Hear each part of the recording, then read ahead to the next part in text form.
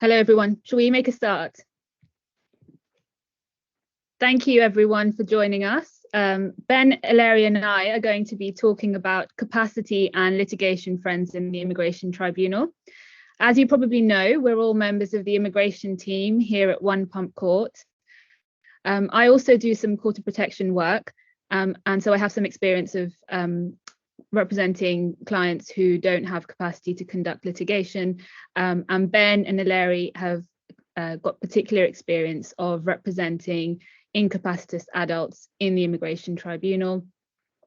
In terms of today's seminar, I am going to be providing a brief overview of mental capacity law and an overview of litigation friends and the relevant law relating to them. Ben and Ilaria are going to provide practical tips for dealing with these cases in the tribunal. Ilaria is going to cover recognising incapacity, instructing experts, and capacity assessments. And Ben is going to talk about navigating the tribunal, and he's also going to provide some more detail about the relevant law and procedure relating to litigation friends. And at the end, we will identify some useful resources so that you have a wealth of information available to you, and you have some links to take away with you. The link to the slides is in the chat, so feel free to download those in your own time. And in terms of housekeeping, just to let you know that we invite you to put any questions that you might have in the question and answer box. And apart from that, I think we can begin. So Ben, over to you, if you wouldn't mind just moving the slides. Thank you. So in terms of mental capacity, the law is set out in the Mental Capacity Act 2005, and that's the starting point when you're considering issues to do with capacity. This Act from 2005 was intended as a consolidating, clarifying document. And I've quoted here from the explanatory notes at paragraph 4, which confirms that the MCA was meant to clarify a number of legal uncertainties and to reform and update the current law. So it drew together principles that had developed over the years from case law, and it's now the touchstone whenever we're dealing with issues relating to capacity in England and Wales. And the MCA replaces Part 7 of the Mental Health Act 1983, the whole of the Enduring Powers of Attorney Act from 1985, and it's also the instrument that created the Court of Protection, which was a new court, essentially, which came about after this Act was passed. So moving on to the next slide. The Act is worth looking at if you are dealing with a case involving someone who lacks capacity or who may lack capacity. Section 1 sets out some really, really important core principles. So there's 5 key principles here. You can see that the first one from section 1(2) is that a person must be assumed to have capacity unless it's established that they lack capacity. So that's the presumption of capacity. Just because someone has a diagnosis of, for example, Down syndrome or dementia, it doesn't mean that they lack capacity in a particular domain. The second principle is from section 1(3), and that is essentially inviting us, reminding us that we and those working with people who might lack capacity need to make all possible reasonable adjustments. We need to take all reasonable, practicable steps to assist someone in making a decision. So this might mean that in the context of the work that we do, you as a solicitor or as an advisor might need to make more appointments with a particular client. It might be that it takes them longer to understand and comprehend information or to weigh up things. It may be that your sessions are longer than they might be with the standard client. It might mean that you are providing them other types of support, such as intermediaries, etc.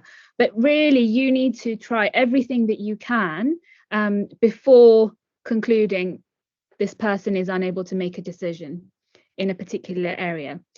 And then the third principle is to do with making unwise decisions. And so that's section 1.4. So it's quite straightforward in a way. You cannot assume that someone is unable to make a decision for themselves just because they make unwise decisions. So, for example, this comes up a lot in the context of care and capacity to make decisions about medical treatment, for example. So someone may say, I am refusing to have a cesarean section, or I am refusing to get my foot amputated, even though the medical advice is you need to have this procedure. Just because they are making a decision that might be seen to be unwise, it doesn't mean that they lack capacity in a particular area. And the next concept is one from section 1.5, and that reminds us that any decision, any act that's made in relation to someone who lacks capacity needs to be made in their best interests, and I'll come on to that in a second. And then the final principle that really is so important is from section 1.6, which says that you need to remember that whatever act, whatever decision is made, that needs to be the least restrictive of the person's rights and freedoms of action. So that invites us to question whether you can do something that interferes less with someone's rights and freedoms. Do you need to make a decision at all? If you do, then it needs to be, if possible, the least restrictive option.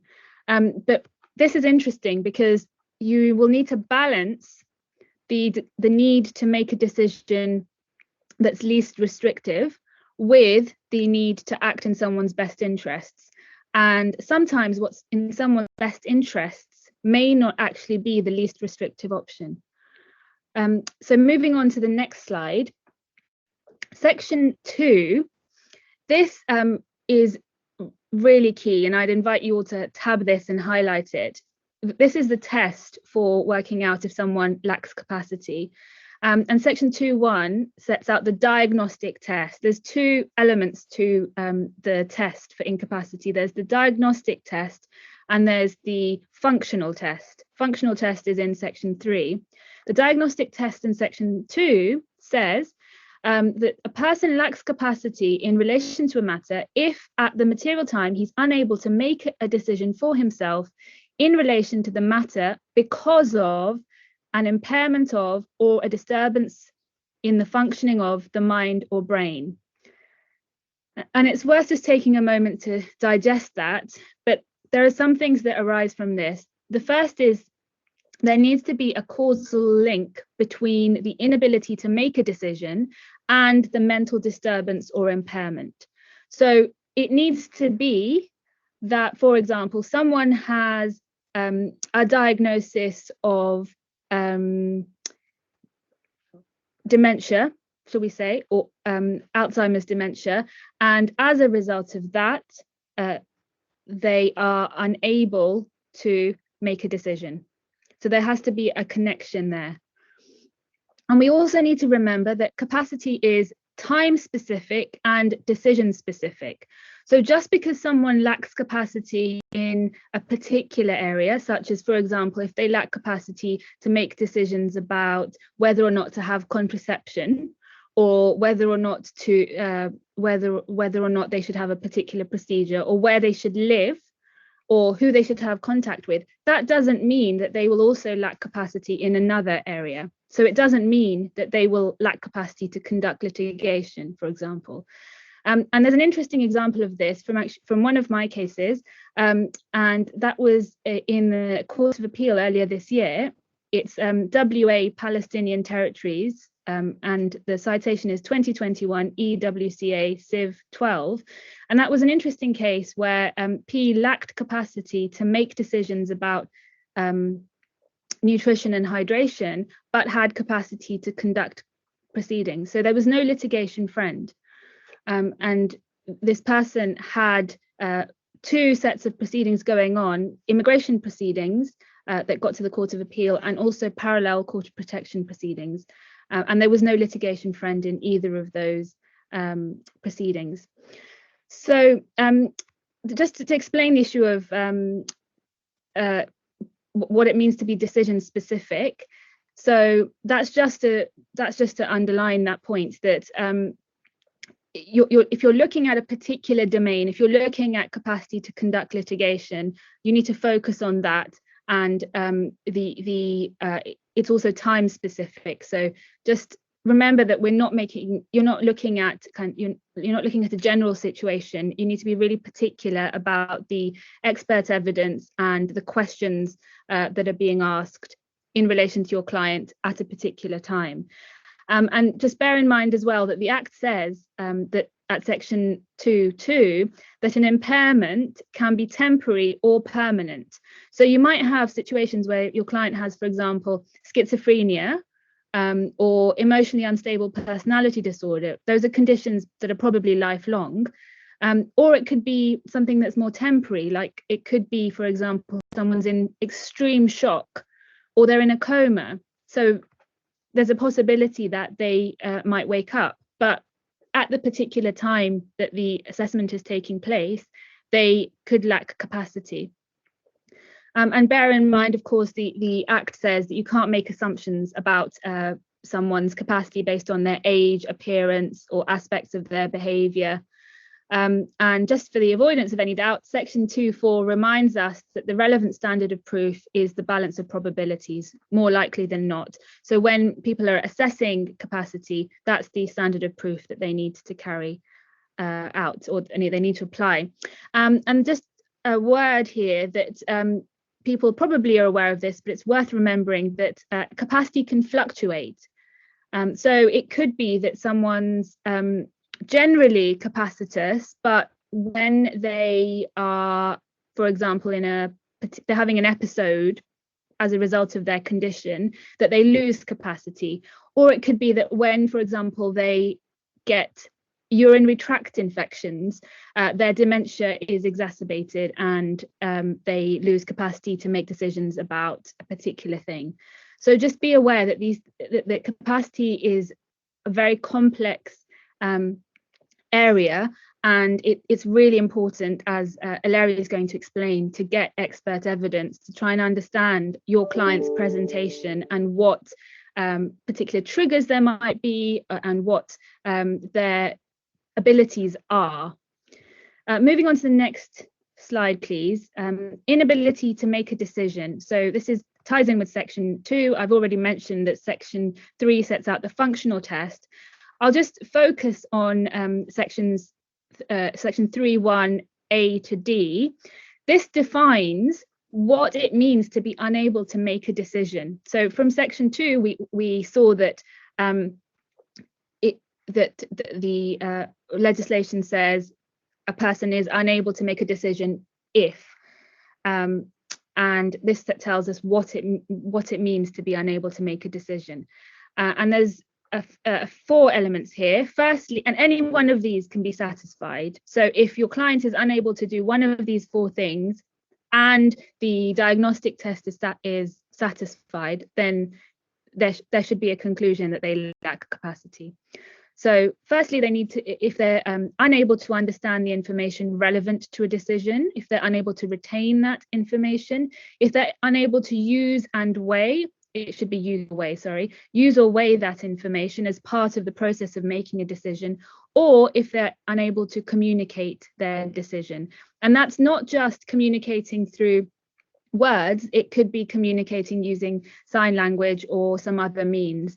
And the explanatory notes mention that this is to cover people who might have locked-in syndrome, for example. And some people who have locked-in syndrome are able to communicate by blinking, And if they were able to do that, then they would not be, then this would not be satisfied. So I think I'll move on to section 4, because in the interest of time, section 4, as I think I might have mentioned, it refers to best interests. And if we remember what section 1 said, section 1 reminded us that any decision made on behalf of someone who lacks capacity must be made in their best interests. And section 4 clarifies what best interests, how to approach the issue of best interests. Interestingly, in the Mental Capacity Act, there's no definition of best interests.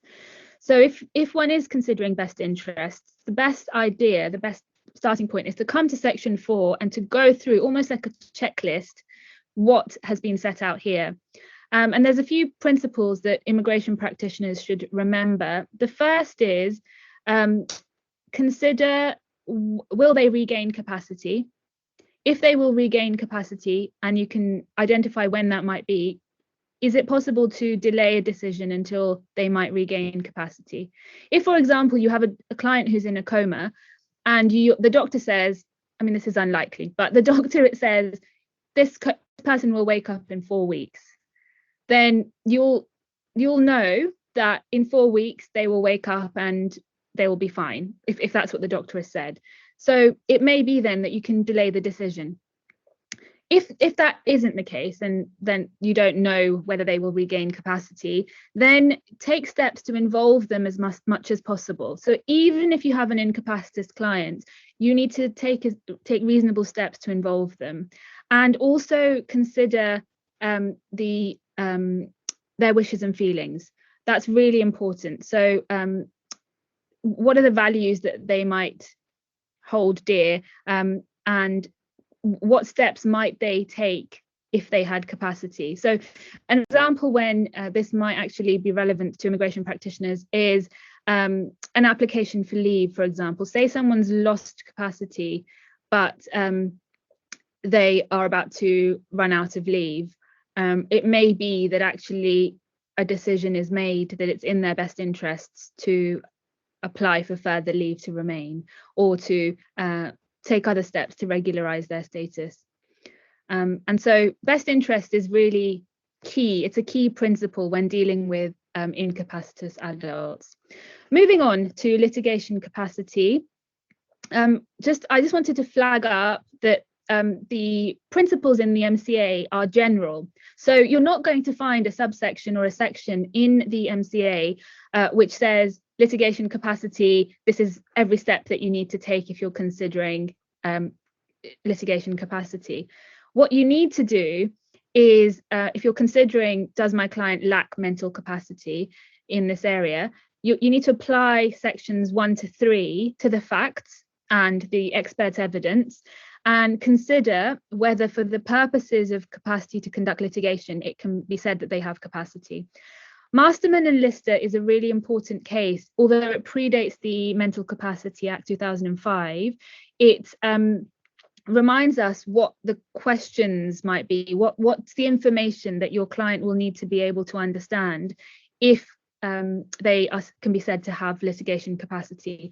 So if I was writing a letter of instruction to an expert asking them whether my client had litigation capacity, as well as pointing them in the direction of sections 1 to 3 of the Mental Capacity Act, I would also refer them to relevant sections of this case, Masterman and Lister.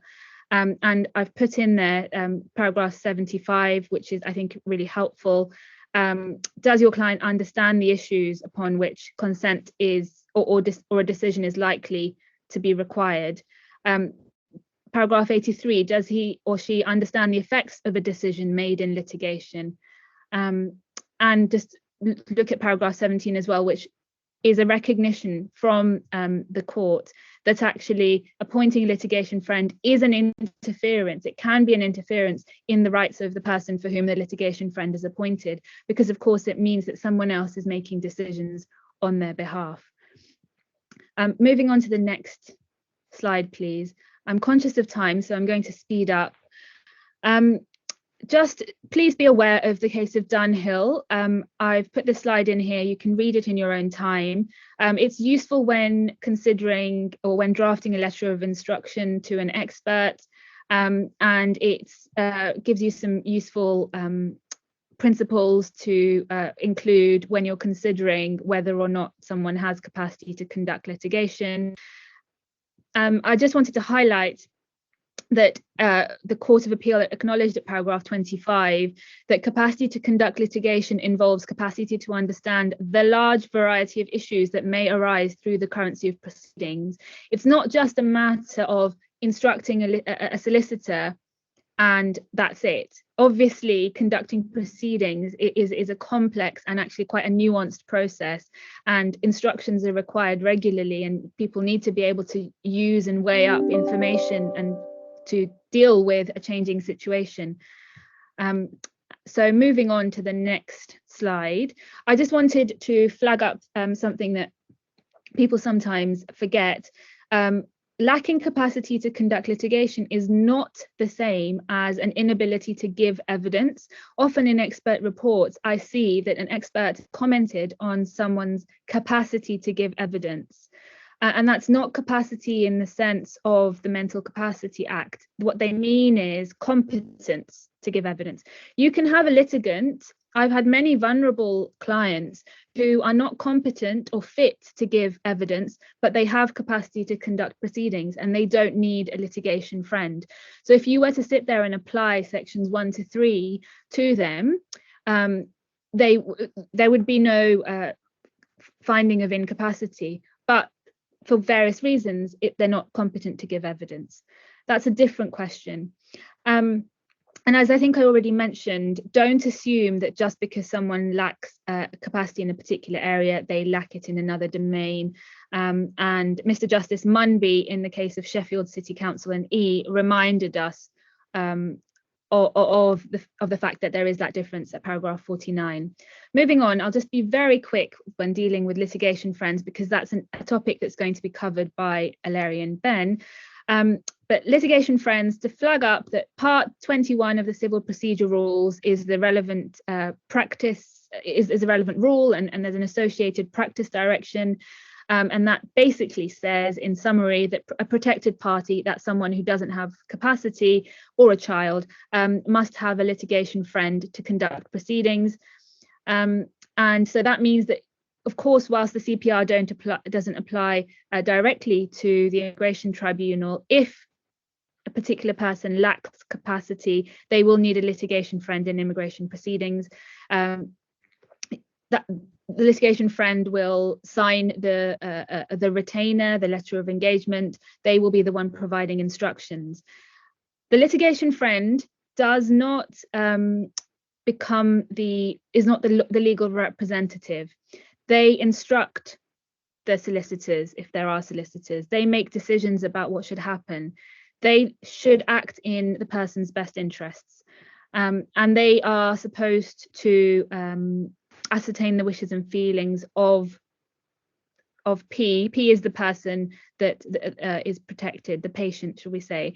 And they are supposed to comply with the principles in the MCA and also the Code of Practice as well. So moving on, the duties of a litigation friend are summarised quite concisely, I think, in the case of JS, which, as I understand it, is the last word from the Immigration Tribunal, the most up-to-date word on the issue of litigation friends.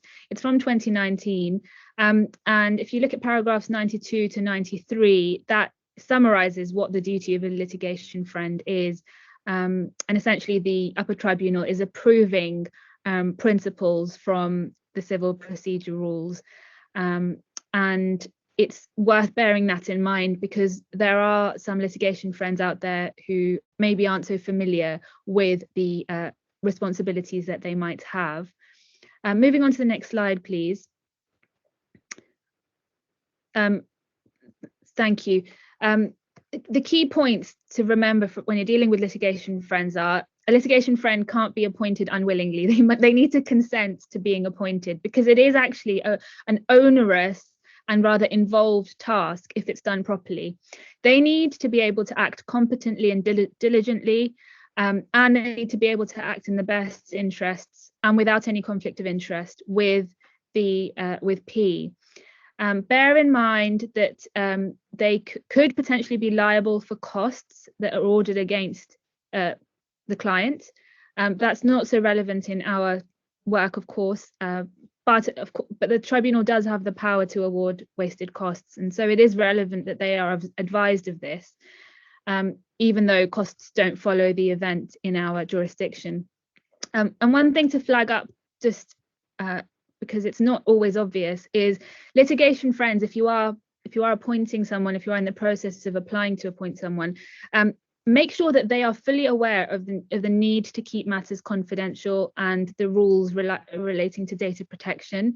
And this is particularly important if you're dealing with a case where there's an anonymity order, or where there will be an anonymity order. And this is the principles relevant to this are set out quite clearly in the Code of Practice. But for example, if you're dealing with a medical treatment case, an AM Zimbabwe type claim, the litigation friend is going to come across really personal, private information relating to the person who they're acting as a litigation friend for. That information normally would not be available to any third party, and they need to know that needs to be kept really private, and how to deal with it and how to dispose of it, etc. There's no requirement that a litigation friend is a lawyer. They could be anyone really, as long as they are able to comply with the requirements that I've set out. They could be someone who's paid for it, and there are ways of getting some funding, which we'll talk about. They could be someone who's been appointed as a deputy by the Court of Protection. They could be a friend, they could be a family member. And just to flag up that the official solicitor is a litigation friend of last resort, and the official solicitor is often involved in cases in the higher courts, regularly involved in the Court of Protection, but it's extremely rare. And in fact, I've never come across a case in the tribunal where the OS is involved. It might be that Ilaria and Ben have, but it's, I think, very, very rare for the OS to get involved in tribunal matters. And just my final slide, just very briefly, as I have overrun, I do apologise, is I've outlined what happens if there's a litigation friend when there's active proceedings.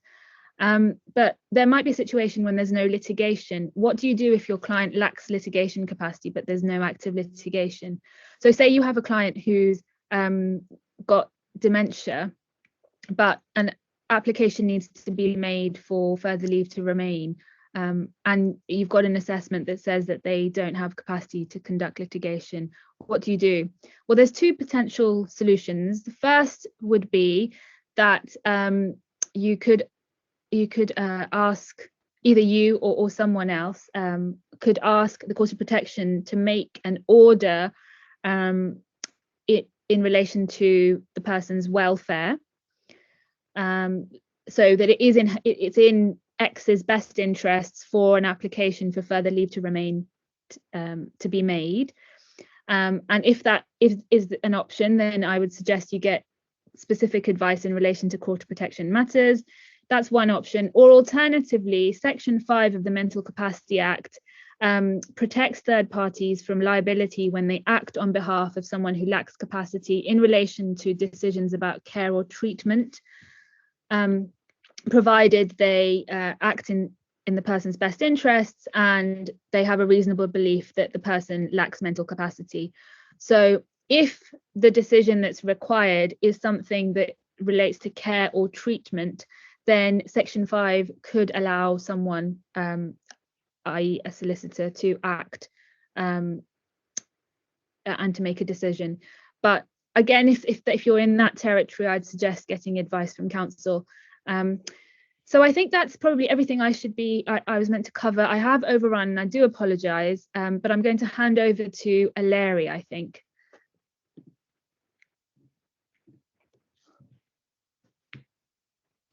Hi everyone. So Ben and I are going to be covering the practical issues. There are four. I'm going to cover the first two, and Ben is going to cover the second two. So if we just go on to the next slide and we'll just get going.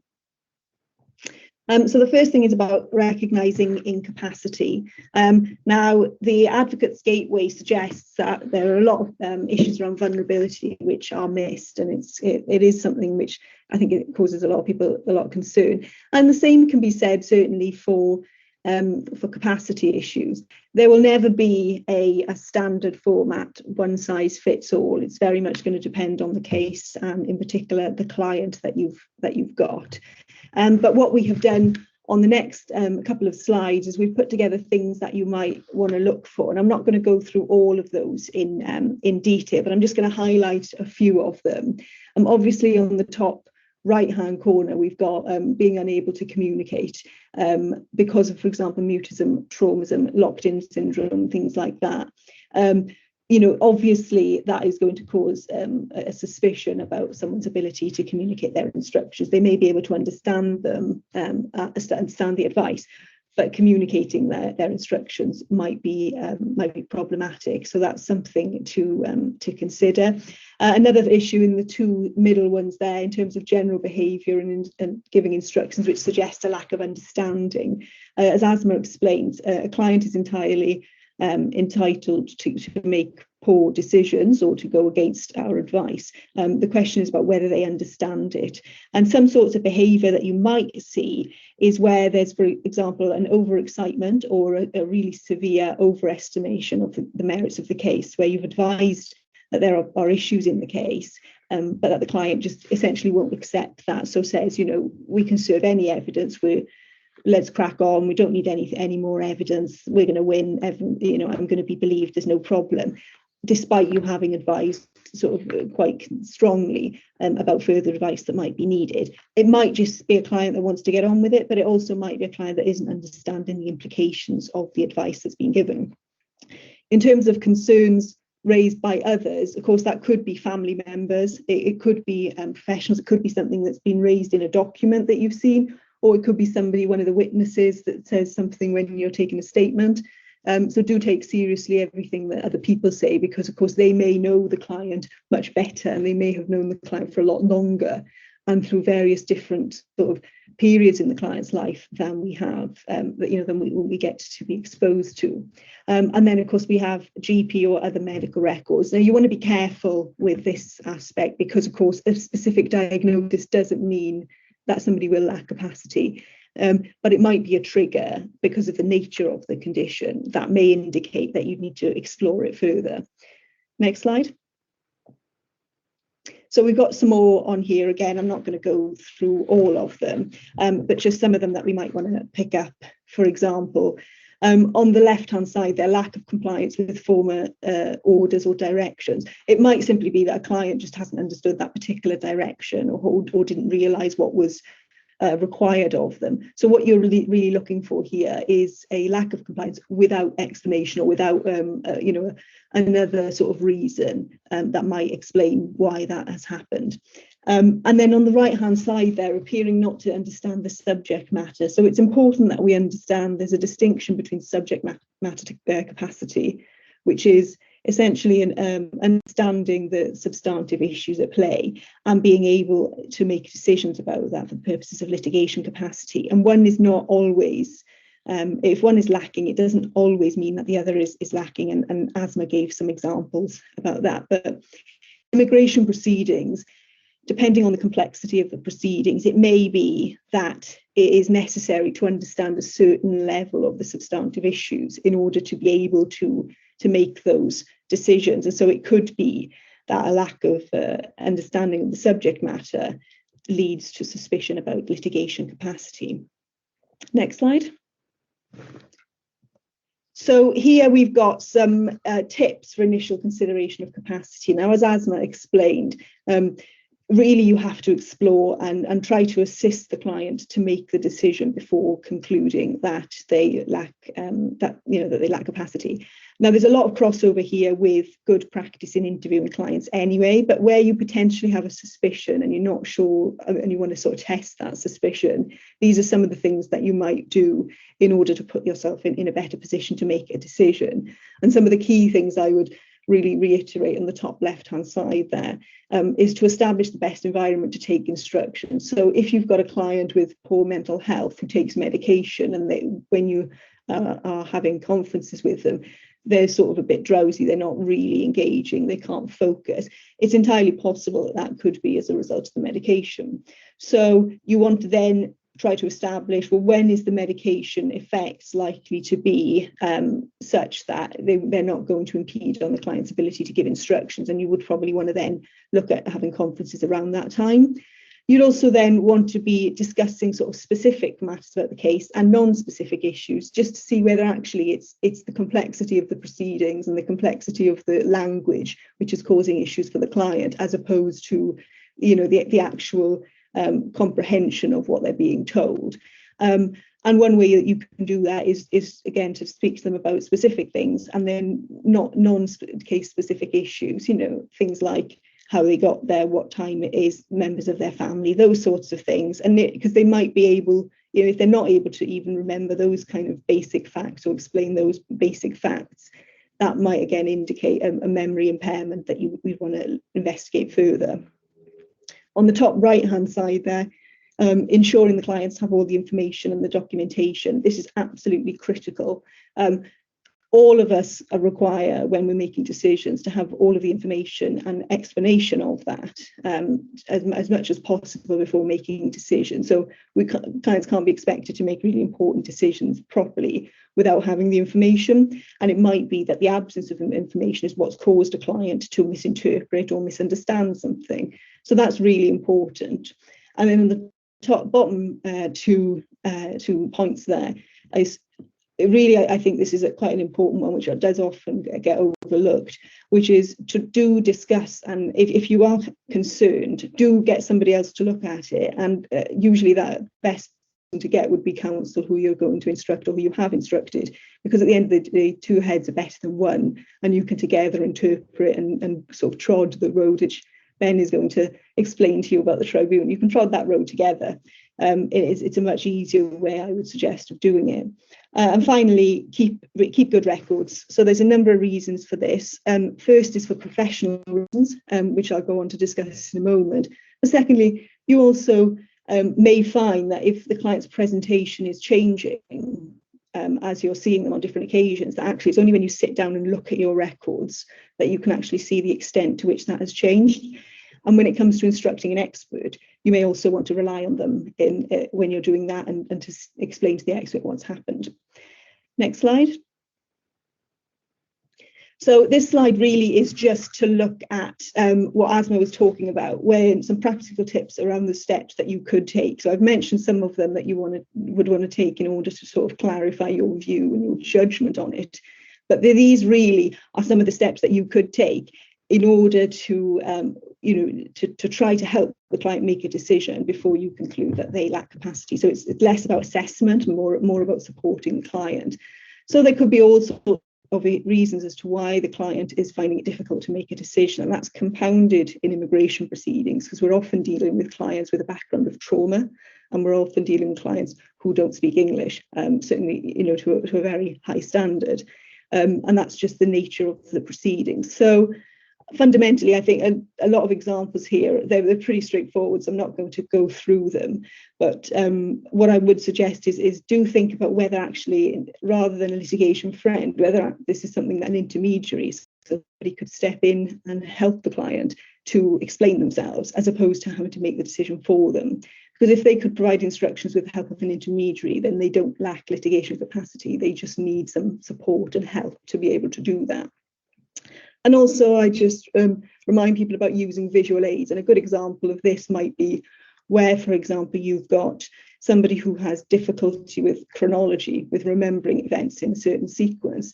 You could use post-it notes to explain to a client, well, previously or in your asylum interview, you said that you were detained after your brother was taken, by this group. Now you're saying, that happened before.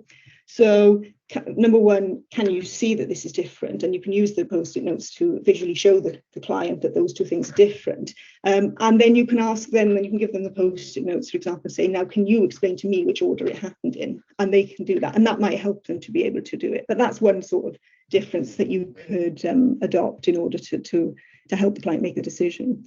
Next slide, please. So is a formal capacity assessment needed? Well, the short answer is it's going to depend. You won't always require expert evidence, but more often than not, you will. And the decision on whether the client has capacities, in the first instance, rests with the advisor to satisfy themselves. But what you'll see from the Law Society, the Bar Council and the court is that once there is reasonable doubt, it is a professional obligation to satisfy yourself whether the client has capacity to give instructions. And on the next slide, we'll have the same point made by the Bar Council, which you can read in your own time. And then on the next slide again, we've got the judgment from RP and Nottingham City Council and the official solicitor. So there you've got basically explaining why it's important to assess, and ultimately it's because you're acting for them. You need to know it's your professional obligation. Next slide, please. So a couple of misconceptions about litigation capacity before we move on to experts, if we just get the first one up then.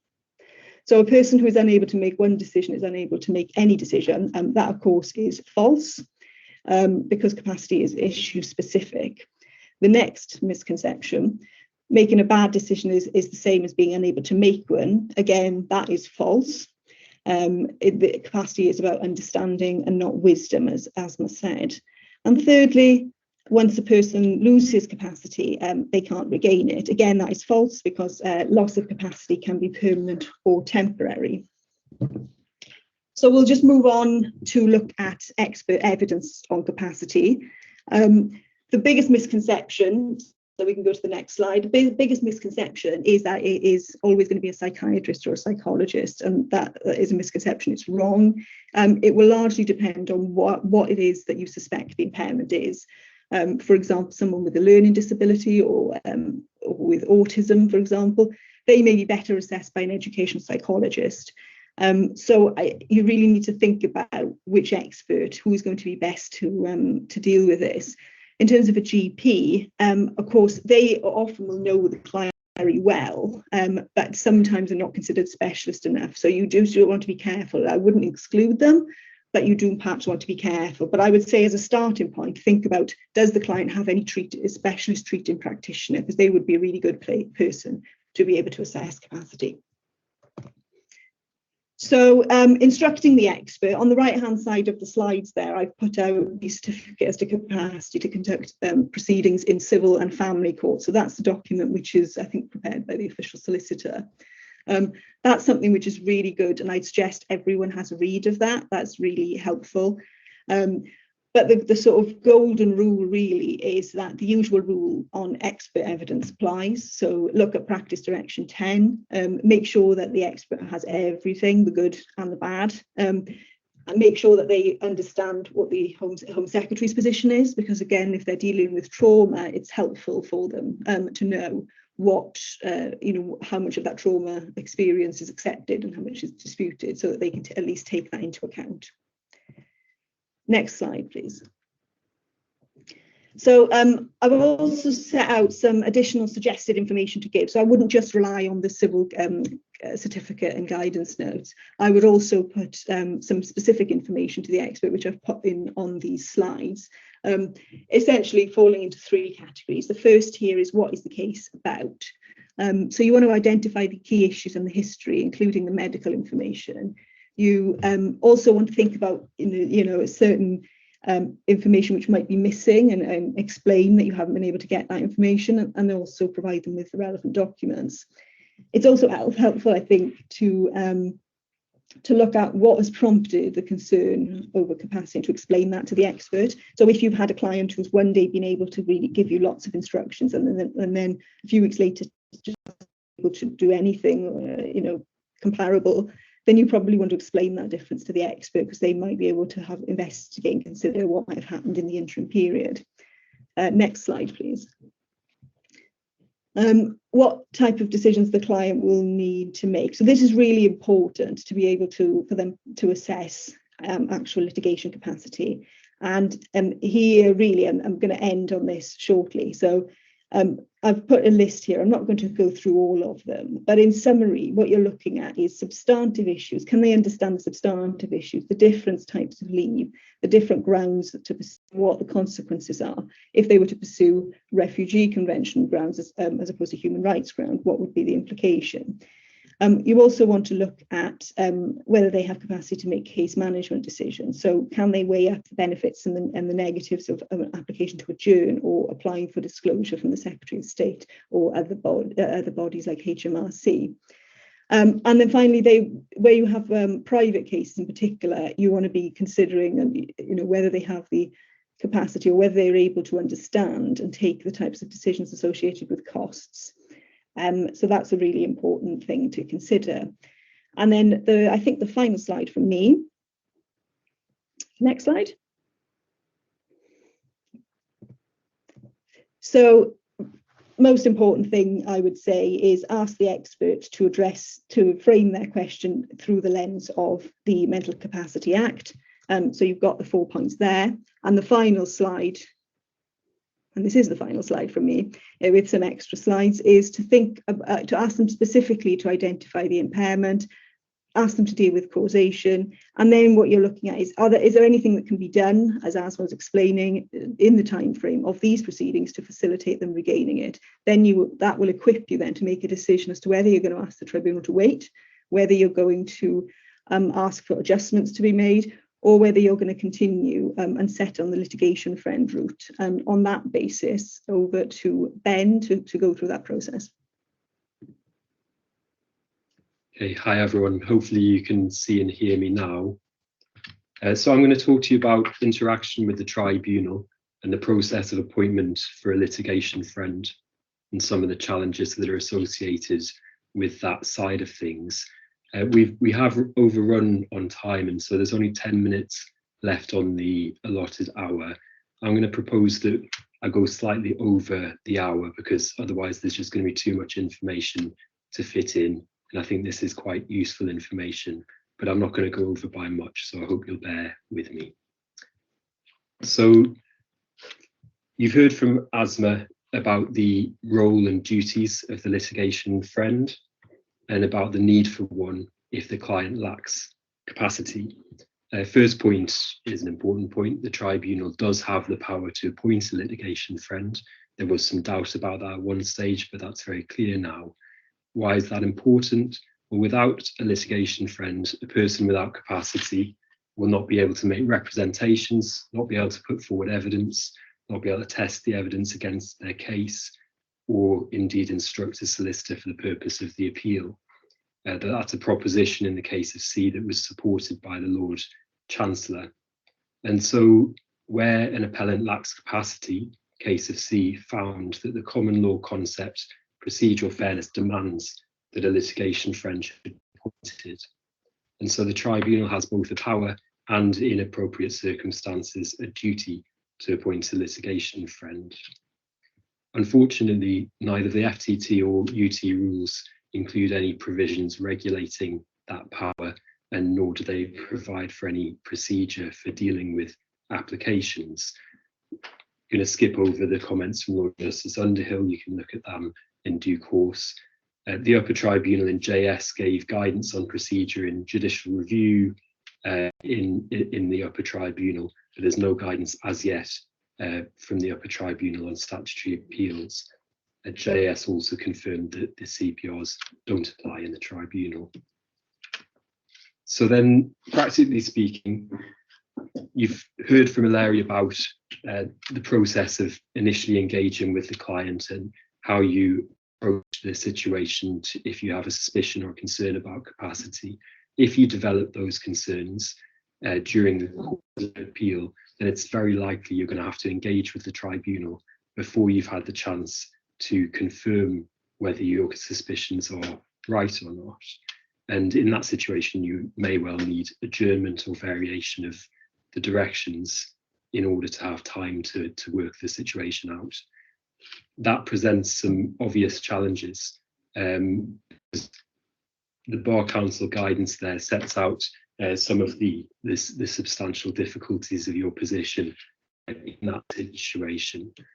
On the one hand, so say if you speak with your clients about these concerns, they say that's fine, I'm happy for you to get this report and tell the tribunal about this. It's possible that those instructions aren't capacitors, they don't have the capacity to give you those instructions.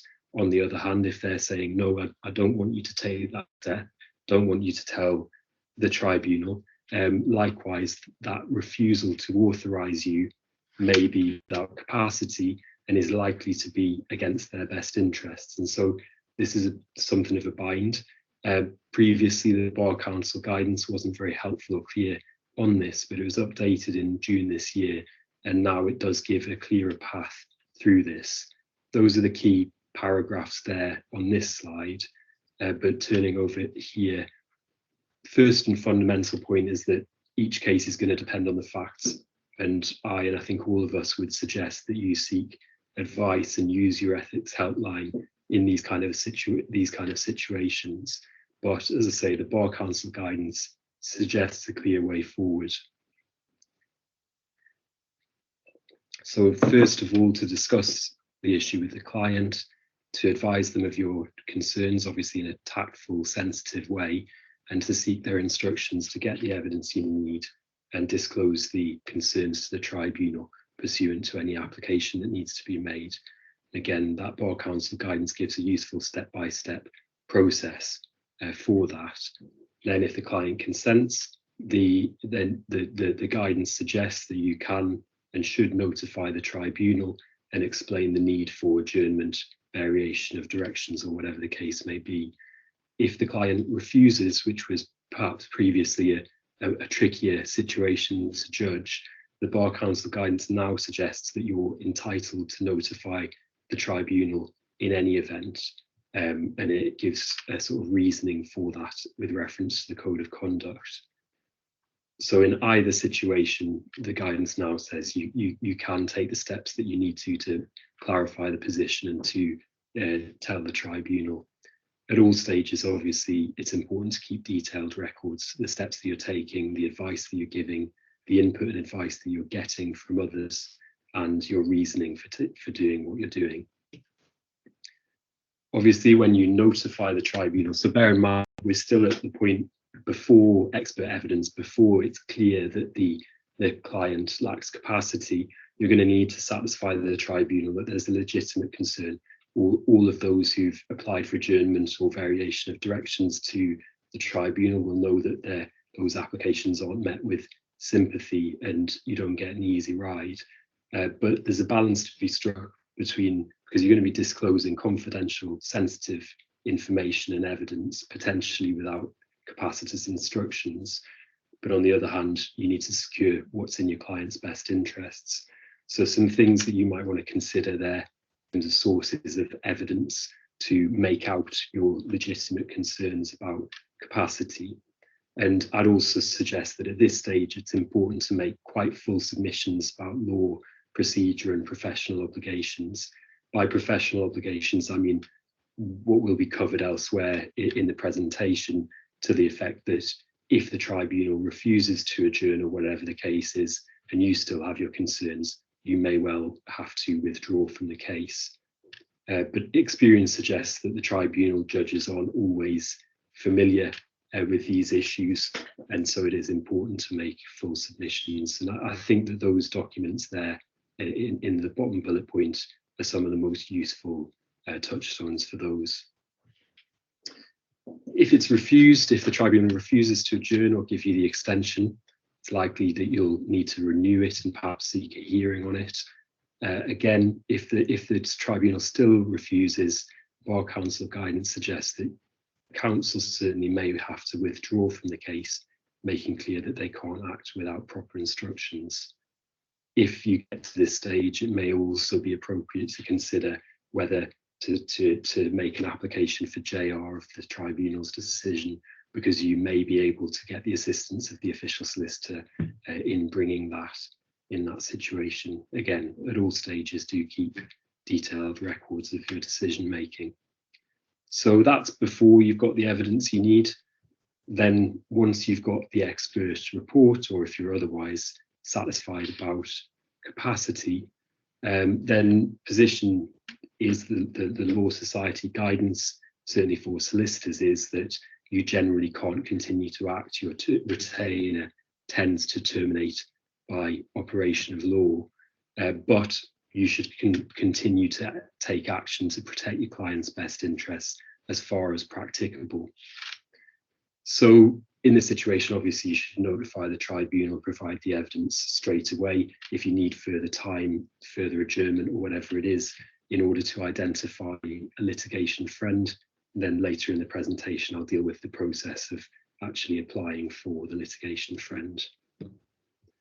But as I say, first of all, you're going to need to identify one, and often in the tribunal, that can be a sticking point. I'm going to skip over these slides and you can go back to them. Obviously, if the client has someone close to them who's willing and able to do this, then all good, and you can make the application for them to act. But unfortunately, as you'll know, many of our clients don't have people around them who are able to take on that role, particularly clients if they're so vulnerable that they lack capacity. Another option is a volunteer professional, someone like a lawyer. I know that previously colleagues have had lawyers that they know socially who've been willing to step into this role. There's also the official solicitor. They have a power but not a duty to act in the tribunal. My understanding is that certainly previously the official solicitor's only been willing to assist in exceptional circumstances in the tribunal. But there was a message just there from one of our attendees, Rebecca, and she says in a recent case, circumstances have suggested to her that the official solicitor is taking a different approach now. Provided that funding is available, they're willing to step in. If that's the case, that's a big step forward, because, as I say, this is often the point at which things become difficult. And I've spoken to many people whose cases have been stuck at this point, trying to find someone for many months, and while the appeal of this vulnerable person is pending. The Migrants Organised runs a very good, but in its own words, small-scale project, providing volunteers to act as litigation friends. In one of my cases, in fact, that's where we found someone. But as I understand it, they're at or beyond their capacity, and so it may be difficult to find someone through that route. I've linked or cited a few documents from them there, and the guide in particular makes a further useful suggestion about seeking the assistance of the relevant local authority. That may be a way forward. I myself haven't pursued that in a case, but it may be something to look at if you're struggling to find someone. So then the application, there are no procedure rules in the CPR don't apply. Certainly a detailed and full written application should usually be made, and it may be sensible to seek a CMR to deal with the appointment and ensure and make sure that obviously the proposed litigation friend can attend, because the tribunal may want to satisfy itself that they are suitable. Few practical suggestions there about the sort of mode and form of application. I'll perhaps leave you to look at that detail in your own time in due course. I've seen a question about whether the slides will be made available. I think the link's been sent now. If either way, they'll also be put up on our website in due course. In the application, again, experience suggests that some tribunal judges are more familiar with these issues of law and procedure, and some are more resistant than others to appointing litigation friends. And so you should obviously be ready for that and ready for the potential need to give chapter and verse and give detailed submissions on the evidence to show why a litigation friend is needed, if that's obviously what the evidence shows. And again, the same kind of serious professional ethics issues are going to arise if the tribunal refuses to deal with it or refuses to appoint a litigation friend, notwithstanding the clear evidence. In that situation, again, certainly seek advice, seek input from your ethics helpline, keep detailed notes, but it may well be the position that there comes a point where you're saying, I'm not formally in a position to act, and you may need to consider judicial review of the tribunal's decision if it's negative again and again. Okay, so it's been a little faster than I'd intended, that part of the presentation, but that's covered everything that I was going to say on procedure in the tribunal. At the end here of the slides, and again, these will be available, just linked up to the various important resources in this area that will help to guide through any cases that you have. So I'm sorry that we have overrun by a few minutes, and perhaps it was a bit quicker than expected in terms of the pace of presentation. I also don't know now whether we're going to have time for questions. I can see that we do have one question from Rudolph. So I'm going to invite at this point Asma and Larry to jump back into discussion. Are there any rules or considerations, apart from the obvious ones, where the person proposed to as a litigation friend is also a witness in the case? So I certainly haven't come across any rules or guidance dealing specifically with this question. I mean, the touchstone for this is the provisions in the CPR's Rule 21.4 that was confirmed in JS.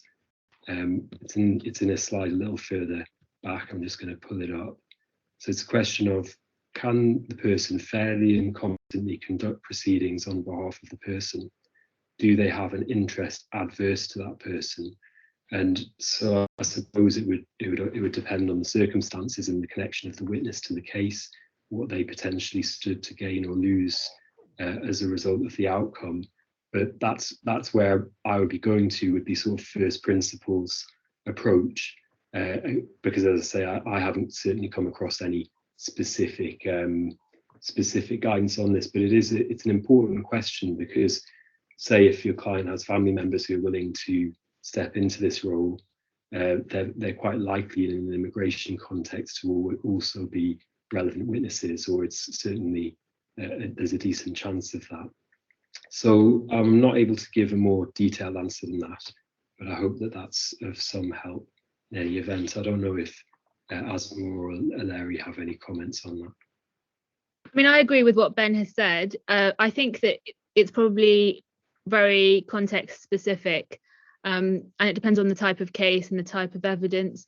In some cases, I would have concerns about a litigation friend being a witness, because it depends if there's if there are disputes about fact, if it's a contested case factually, because I'm just thinking, for example, in the immigration tribunal, of course, when you're giving evidence, witnesses they only come in when they're giving their evidence, and a litigation friend would be able to see all the evidence, wouldn't they? And they would provide instructions on the way that proceedings are conducted. So it would undermine their role as a witness, but also undermine their role as a litigation friend. And I think that there is potentially a conflict there. So in a case where there is contested facts, or there are contested facts, I would say ideally find someone else who's independent and is not a witness of fact. Yeah, I'd agree with that, actually. And I think the other thing is, even though the client may lack litigation capacity, they still should be involved as far as possible. So a litigation friend, for example, should be consulting with the client to try and get their view on things. So it's entirely appropriate, I would say, if you're able to speak to the client about it, and whether it's the first thing is whether they actually want their witnesses. So because we've talked about family members, but also, there could be other witnesses to fact. And so I think I would first start with the principle of whether that you think, as a judgment decision, they can fairly competently conduct proceedings or have an adverse interest. And if not, if they can fairly and competently conduct them and they don't have an adverse interest, then you might want to be looking at what the client's view is of it, because there might be all sorts of information that which the client might be embarrassed about, especially medical records and that sort of thing. So that's what I would suggest. And I have had cases where we have taken a decision not to have other members of the family as litigation friend, in part for that reason. So I think I would definitely be going back to the client if you're able to talk about that. Yep, excellent observations. I agree with all of that. So I think those are all the questions that we have had. Yeah. That's all the questions we've had, and I think in light of the time we could draw it to a close. There's another question which we could have covered if we'd had time, but I don't think we have time, do we? We've overrun. I think that's right. I think we should draw it to a close now. All right. So thanks very much everyone for attending today. And as I said earlier, we'll make sure the slides go up on the website, and I think at some point the video should do as well. All right, thank you very much. Thanks, everyone.